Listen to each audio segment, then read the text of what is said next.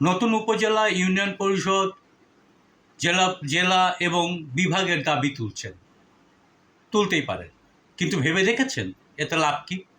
এতে কি জনগণ উপকৃত হবে? জেলা, ইউনিয়ন পরিষদ, থানা, বিভাগ যে সেবা দেবার কথা, সেই সেবা কি জনগণের দোরগোড়ায় আসবে? মোটেও না। কারণ আমাদের দেশের স্থানীয় সরকার প্রতিষ্ঠানগুলি চলেই কেন্দ্রীয় সরকারের অধীনে, কেন্দ্রীয় শাসনে।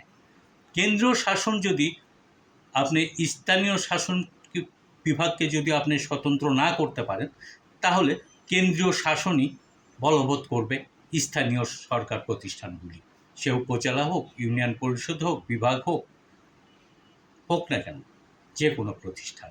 সুতরাং নতুন নতুন জেলা, থানা, বিভাগ বানালে লাভটা কার? লাভ সরকারি আমলা কর্মচারীদের।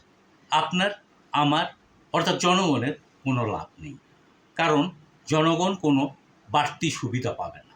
সুতরাং উপজেলা বানাও, জেলা বানাও, ইউনিয়ন বানাও, বিভাগ বানাও নিয়ে আপনারা হইচই করবেন, নাকি আপনাদের সেবাটা আপনাদের দোরগোড়ায় আসার জন্য স্বাধীন স্থানীয় সরকারের দাবি তুলবেন? সেটা ভেবে দেখুন, সেটা ভাবনা জরুরি।